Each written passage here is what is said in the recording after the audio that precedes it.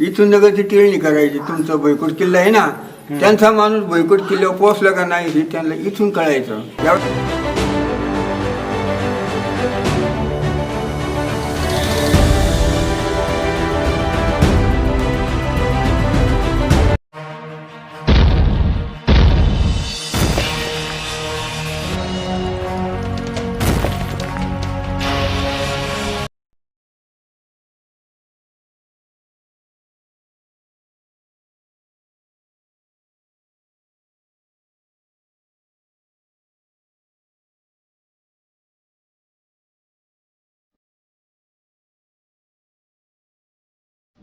जय शिवराय मंडळी. तर आता आपण आलेलो आहे ढोकेश्वर मंदिर या ठिकाणी.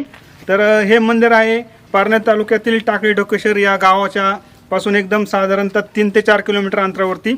तर हे मंदिर जे आहे हे तसं पाहिलं तर एक लेणी समूह आहे या ठिकाणी आणि डोंगराच्या मध्यवर्ती कोरलेलं आपल्याला पाहायला भेटतं. तर एक पांडवकालीन मंदिर आहे असं या ठिकाणी सांगण्यात येतं. तर आता आपण ह्या पायऱ्या चढून वर आल्यानंतर आपल्याला उजव्या हाताला एक छोटंसं पुन्हा एक मंदिर लागतं. तर हे जे मंदिर आहे हे महादेव मंदिर आहे. तर चला आता आपण पहिले या महादेव मंदिरामध्ये दर्शन घेऊ आणि आपण जाऊयानंतर ढोकेश्वर मंदिर या ठिकाणी.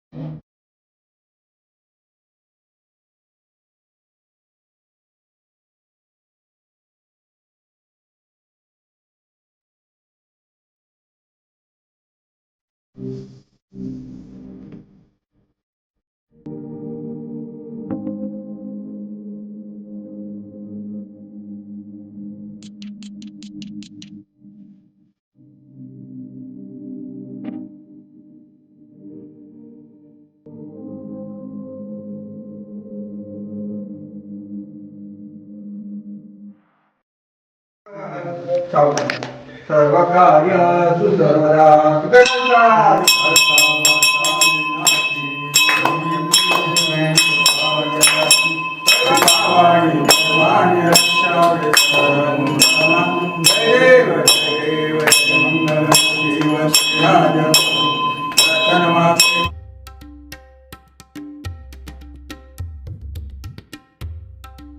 या ठिकाणी आपल्याला एक शंकर महादेवांची पिंड पाहायला भेटते. अतिशय पुरातन मंदिर आहे हे.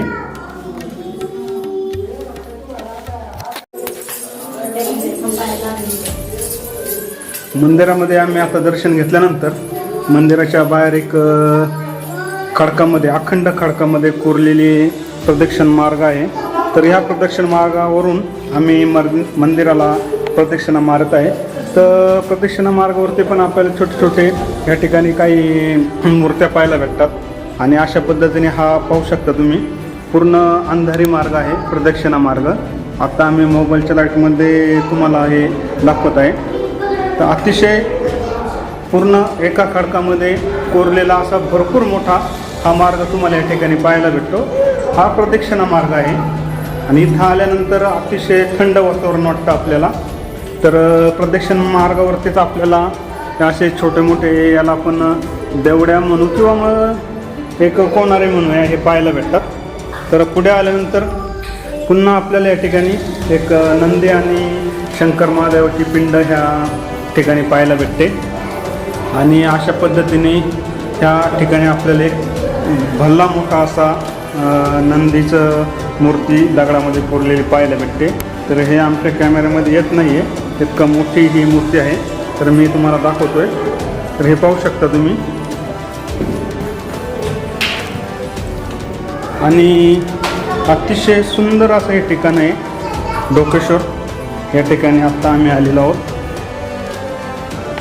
मंदिराच्या गर्भगृहाच्या प्रवेशावरती आपल्याला हे 2 द्वारपाल पाहायला भेटतात. जय विजय असे या द्वारपालांना म्हटले जाते.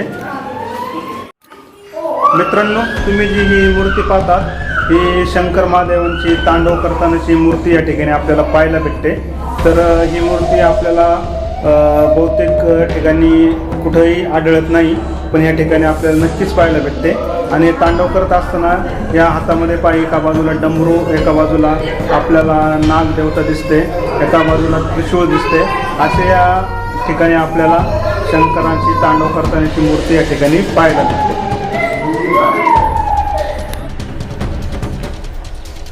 या ठिकाणी आपल्याला पाण्याचे कुंड पाहायला भेटतं.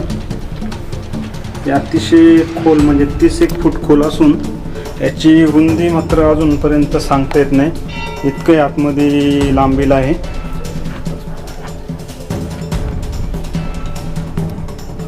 या इथून पावसाचं पाणी येण्यासाठी जागा केलेली आहे आणि हे पाणी सगळं येऊन ह्या कुंडामध्ये या ठिकाणी पडलं जातं.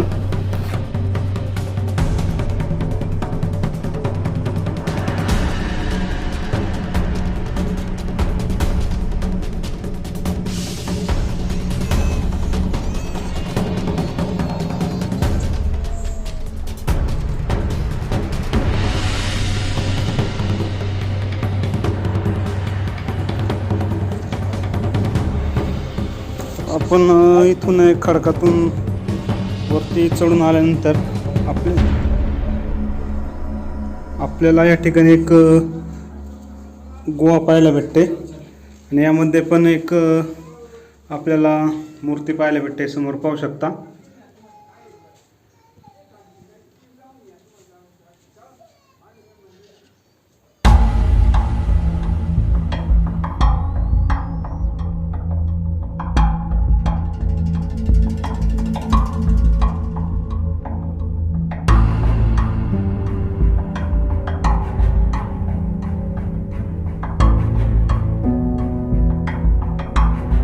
नमस्कार मंडळी. तर आपल्या सोबत आहेत भाऊसाहेब गोपाळ क्षीरसागर, टाकळी ढोकेश्वर या ठिकाणचे गृहस्थ जे आहेत. तर आपण आज आलेलो होतो टाकळी ढोकेश्वर महादेव मंदिर या ठिकाणी. तर हे जे काका जे आहेत ह्या मंदिराच्या परिसरामध्ये एक साफ स्वच्छतेचं काम करतात आणि देवाची पूजा पण करतात. तर हे असं एक सेवेचं काम या ठिकाणी करतात हे काका. तर हे काका योगायोगाने आपल्याला आज या ठिकाणी भेटलेले आहेत. तर त्यांचं आपण ह्या मंदिराविषयी त्यांच्याकडून एक माहिती विचारून घेऊया. तर काका, या मंदिराविषयी आम्हाला थोडक्यात माहिती सांगा. ओम शांती. पांडव ज्यावेळेस अज्ञातवास म्हणजे रात्रीचं फिरायचं, दिवसा ह्या अशा गोष्टीत जाऊन राहायचं, त्याला अज्ञातवास म्हणतात. पांडव ह्या मार्गी ज्यावेळेस नाशिकला गेले त्यावेळेस त्यांनी इथे 4-5 डोंगर चेक केले. तिथे काय मिळाले? लक्ष्मीच्या वस्तू मिळाल्या. लक्ष्मीच्या वस्तू कोणत्या? चूल मिळाली, भाकर मिळाली, तवली मिळाली आणि तांदूळ मिळाले.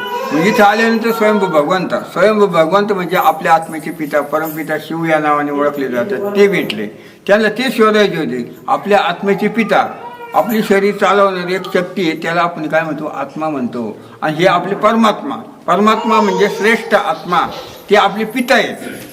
त्यांना भेटायचं. आपण इथे भेटायला आलो का? पूर्वीच्या काळी 2 नंदी, पलीकडला नंदी आहे ना, तो सत्ययुगापर्यंत आपल्या सोन्याची नाणी द्यायचा. भगवंताला भेटायला आलो का इथून पैसे घ्यायचे, इथे खर्च करायचे, घरी न्यायचे नाही. मग कलियुग सुरू झालं. कलियुगाच्या सुरुवातीला एका बाईला मोह झालं. त्या बाईने मोहरा घेतल्या थोड्या आणि चालली. टाकळी आणि डोक्याचे शिव असतात. त्या बाईची शिव तयार झाली 2.5 फूट उंचीची. नेलेल्या पैशाच्या गारा झाल्या. नंदीच्या पाठीमागं जर पाहिलं तर तुम्हाला गारा दिसतील आता सध्या. आणि इकडल्या बाजूला शंकराचं तांडव नृत्य हे समोरच्या भिंतीवर. आणि समोर दाखवले काय? जय विजय द्वारपाल. आणि पलीकडल्या बाजूला तेल वगैरे टाकलेलं आहे ना, ते काय आहे? भैरवनाथी. पण लोकांनी शनी केलं. इथे शनीचं काम नाही, शनीची मूर्ती नसती, शिळा असती. पण लोकांनी काय केलं? त्याला शनी मानून तेल टाक, पाणी टाक, त्यामुळे ती काळी मूर्ती दिसते. आणि त्याच्या वरच्या बाजूला आहे ना भैरव शी बसलेले कुबेर म्हणजे धनाचे मालक, ती बसलेली. आणि पलीकडल्या बाजूला घंटा आहे, खांबाच्या समोर ती धन घेऊन जाताना दाखवलेली. आणि इकडल्या बाजूला हे गणपती आणि अष्टसिद्धी. पलीकडल्या भिंतीवर गणपती अष्टसिद्धी. बाहेर दाखवली हे दाखवले गंगा आणि यमुना. गंगेच्या पायाखाली मगर आहे, मगरीने बाळ गळलेले. आणि इकडे यमुना आहे, यमुनेच्या पायाखाली सुसर आहे. पाठीमागं पाण्यात टाका आहे, तो भरपूर लांब आहे, खोल आहे. सुरुवातीला फक्त 30-35 फूट खोल असून पण परंतु आतील बाजूला आहे ना कुलूप लावलेले, तिथे जादा खोल आहे. आणि ते लांबीला सुद्धा भयंकर लांब आहे. अख्ख्या डोंगरात पाणी म्हणलं तर चालेल अशी काय या भगवंताची माहिती आहे. आणि वरच्या बाजूला एक खोली ते ना भुयारी मार्ग आहे. पूर्वीच्या काळात शिवाजी महाराज नगरला यायचे म्हणजे ते काय नगरमध्ये फिरत नव्हते. आपला भाग म्हणजे मोगलशाही निजामशाहीचा होता आणि इकडे फिरायचे म्हणजे ती नगरची टिळणी इथून करायची. इथून नगरची टिळणी करायची. तुमचा भुईकोट किल्ला आहे ना, त्यांचा माणूस भुईकोट किल्ल्यावर पोहोचला का नाही हे त्यांना इथून कळायचं. त्यावेळेस त्या फोन नव्हते किंवा काय नव्हते, पण त्यांना दिसला का त्यांचा माणूस पोहोचला असं गृहीत धरायचे. ते हे भुयारी मार्गाने ती वर जायची. इथे जामगाव आहे, जामगावला माझी शिंदेचा वाडा आहे. त्या वाड्यातून मग भुईकोट किल्ल्याहून चांदवीचा महाल असा त्यांचा मार्ग होता पुढे जायचा. अशी काय आहे भगवंताची माहिती. ओम शांती. तर क्षीरसागर काकांनी आपल्याला एक अतिशय मोलाची आणि उत्कृष्ट माहिती या ठिकाणी सांगितलेली आहे.